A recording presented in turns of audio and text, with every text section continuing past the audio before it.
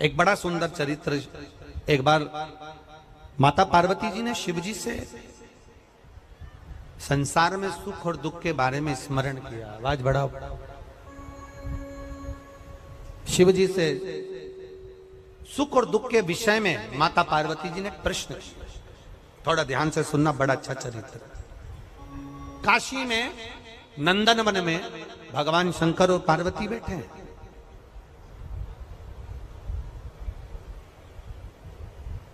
और नंदन वन में जब माता पार्वती और शिव जी बैठे थे तो पार्वती जी ने शिव जी से एक प्रश्न करा कि जीवन में सुख और दुख कितने विचित्र हैं, ये क्यों आते हैं? सुख मिला तो क्यों मिला और दुख मिला तो क्यों मिला? ये माता पार्वती जी ने शिव जी से प्रश्न किया। शंकर भगवान ने बड़े भाव से इस सुख दुख के चरित्र का वर्णन किया। शिव जी कहते हैं, सुनो पार्वती, मैं तुम्हें एक चरित्र सुनाता हूं।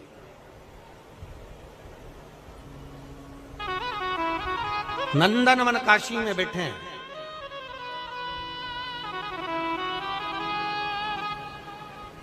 और नंदनवन काशी में बैठकर भगवान शंकर पार्वती जी से कर मैं तुम्हें एक चरित्र सुनाता हूं।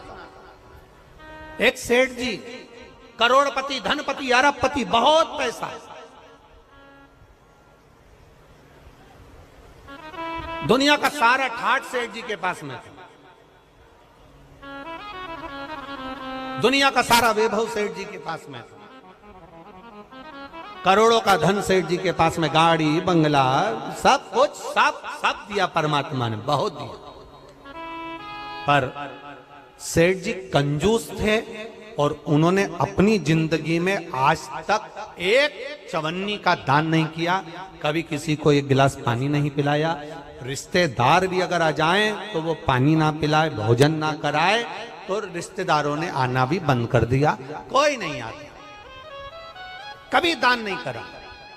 और उसके यहाँ का नियम था, सेठ जी के 3 बेटे, सेठ जी के तीनों बेटों में से 2 बेटों की शादी हो गई, एक बेटा कुंवारा था, सबसे छोटा वाला। छोटे बेटे की शादी होना थी, सेठ जी ने संबंध देखा और बच्चे का विवाह करा। छोटी बहू घर के अंदर आ गई। छोटी बहू आई तो घर की जो जेठानियां थी, दोनों जेठानियों ने छोटी बहू को अपने कमरे में बिठाया और बिठाकर समझाया, सुनो,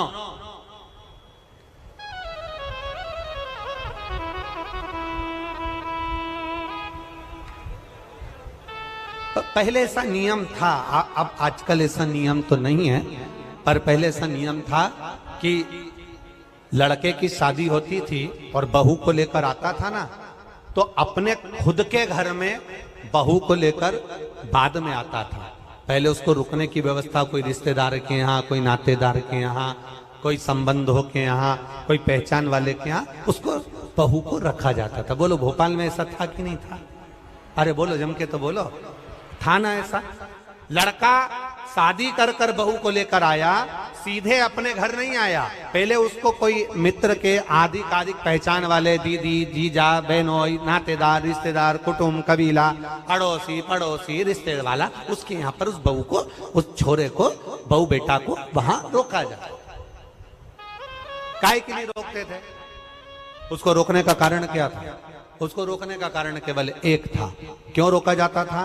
केवल एक कारण से कि बहू जब वहां पर आए तो उसको हमारे घर के बारे में हमारे रिश्तेदार सब बता दें कि तुम्हारी सास ऐसी है, तुम्हारे ससुर ऐसे हैं, तुम्हारा देवर ऐसा है, तुम्हारा जेठ ऐसा है, तुम्हारा परिवार ऐसा है। अब जो छोटी बहू आई है तो दोनों जेठानियों ने उससे मिला और मिलकर कहा, सुनो, हमारे ससुर का एक नियम बड़ा प्रबल है, उसको याद रखना। हमारे ससुर का नियम बड़ा तेज है, उसको याद रखना। कौन सा नियम? छोटी बहू ने पूछा कि तुम्हारे यहाँ का नियम क्या है? तो हमारे ससुर का एक नियम है, कभी जिंदगी में अगर घर में रहना है तो दान बिल्कुल, बोलो बोलो जम के बोलो, नहीं करना। एक रोटी का भी दान मत करना। अगर डब्बे में रोटी बच जाए तो दूसरे दिन उस रोटी को मिक्सर में पीस के चूड़ा बना के खा जाना, पर गाय को भी मत देना। ये हमारे ससुर का नियम।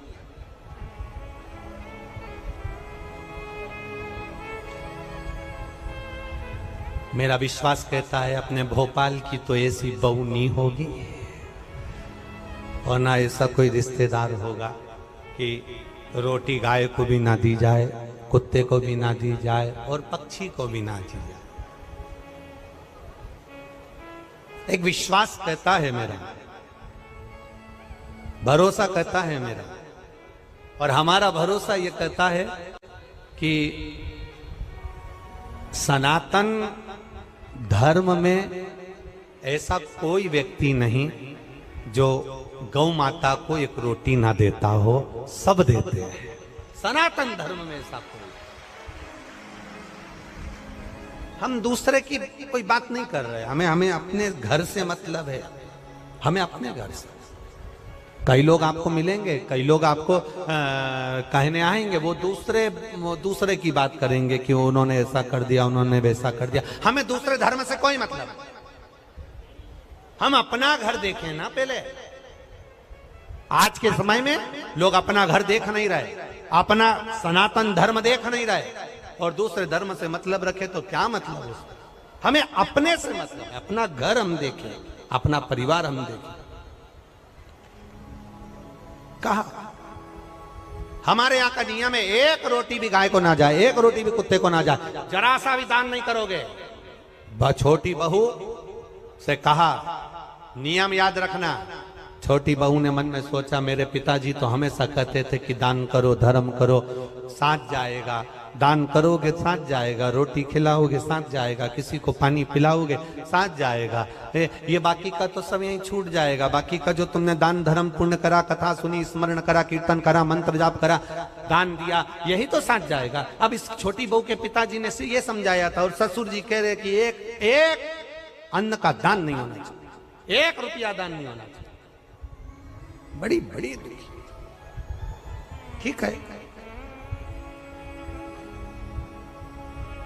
जाई विधि राखे राम, वो जम के बोला करो जरा, ताई विधि राई।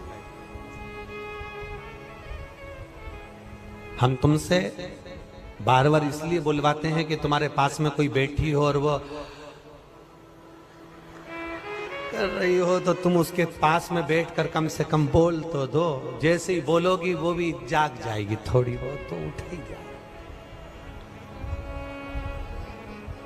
अब छोटी बहू ने कहा ठीक है, जाई विधि राखे राम, ताई विधि, और सीताराम सीताराम सीताराम कही चालू। बहू रहने लगी। 4 महीने बीते, बहू छज्जे में कपड़े सुखा रही थी, गैलरी में कपड़े सुखा। नीचे एक भिखारी आ गया, उसने आवाज लगाई, 3 जन्म से कुछ नहीं खाया है, भूखा हूं, भोजन दे दो। क्या बोला वो? कितने जन्म से? 3 जन्म से कुछ नहीं खाया है, भूखा हूं, भोजन दे दो। बहू कपड़े सुखा रही थी, उसकी आंख में आंसू भर गए। हमारा नियम है, हमारे ससुर का नियम है, दान नहीं कर सकते। अब बोलूं तो बोलूं क्या इसमें? छोटी बहू अपने पिता के संस्कारों को छोड़ ना पाई और ऊपर कपड़े फटकते फटकते, कपड़े को जब पानी से निचोड़ते हैं, निचोड़ कर सूखने डालते हैं, तो एक बार फटक देते हैं। फटकने का मतलब ये होता है कि पानी झड़ जाए से मतलब नहीं होता। फटकने का मतलब ये होता है उसमें जो सल हैं वो अच्छे हो जाए। फटका, और फटकते समय तार पर गैलरी में कपड़ा डालती डालती बोली,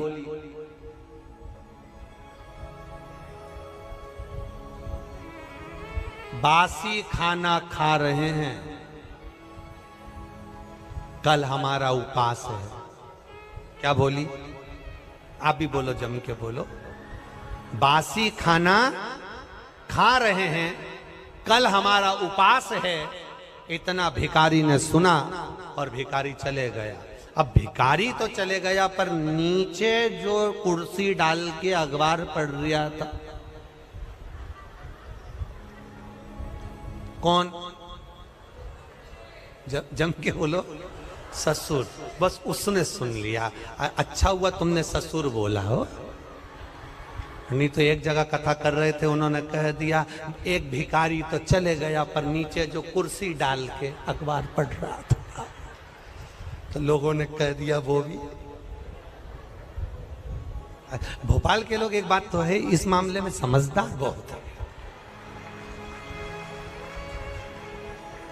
जबरदस्ती लोग भोपाली लोगों का, भोपाल के लोगों के कह देते हैं साहब माँ तो इतनी गाली बकते हैं, माँ तो ये साड़ा तेड़ा बोलते हैं, साहब माँ तो बात बात में अपशब्द कह देते हैं। हमने देखा, अभी हमको भी यहाँ पर 3 दिन हो गए, सब अच्छे से ही बोल रहे हैं,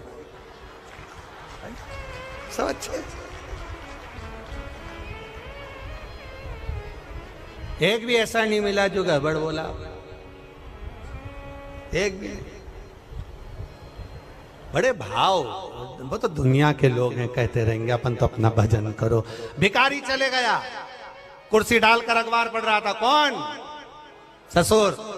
और अखबार पढ़ते पढ़ते उसके कानों में शब्द गया कि बहू ने कहा बासी खाना खा रहे हैं, कल हमारा उपास है। भिखारी तो गया, ससुर को क्रोध आ गया और ससुर को गुस्सा आया। बताओ, कल की आई बहू 4 महीने नहीं हुए, इसको कौन सा बासी खाना खाने को दे दिया और कौन सा इससे उपास करवा दिया? इतना अच्छा खाना मिल रहा है, रोज ताजा खाना खा रही है, अच्छे से रह रही है, इसका पति कमा रहा है और हम उपास करा रहे हैं। ससुर को क्रोध आया, उसने दोनों बहुओं को बुलाया। बड़ी बहुओं को बुलाकर कहा अब इस बहू को मैं अपने घर में नहीं रख सकता, क्योंकि इसने मेरी बदनामी कर दी एक भिखारी के सामने, मेरी बदनामी कर दी है भिखारी के सामने।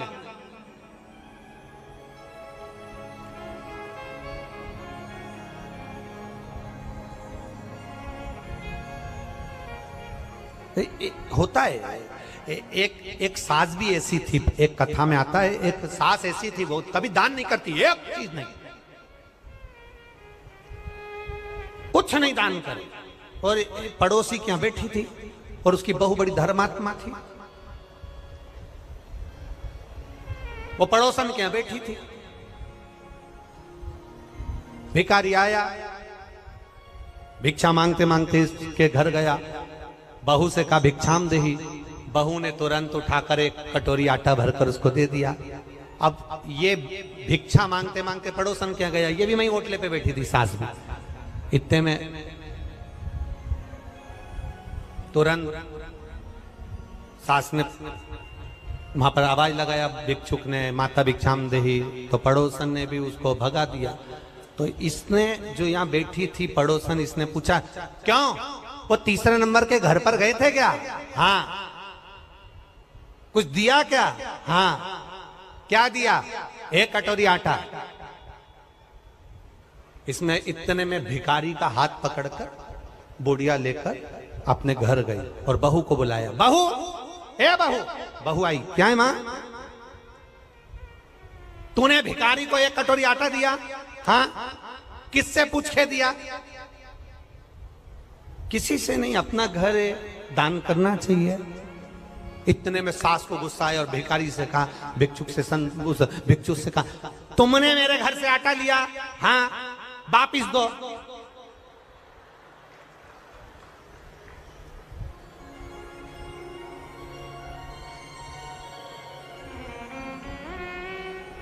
भिखारी ने कटोरा भर के आटा निकाला, दे दिया। जाओ, इस घर में मेरी चलती है, मैं बोलूंगी तो बहू आटा देगी और मैं बोलूंगी तो नहीं देगी। जाओ, मैं जब तुमसे बोलूंगी तुम आओ, तुम आना, फिर मैं आटा। अब भिखारी ने फिर बोला माता भिक्षाम देही। सास ने कहा कटोरी भर के आटा दो।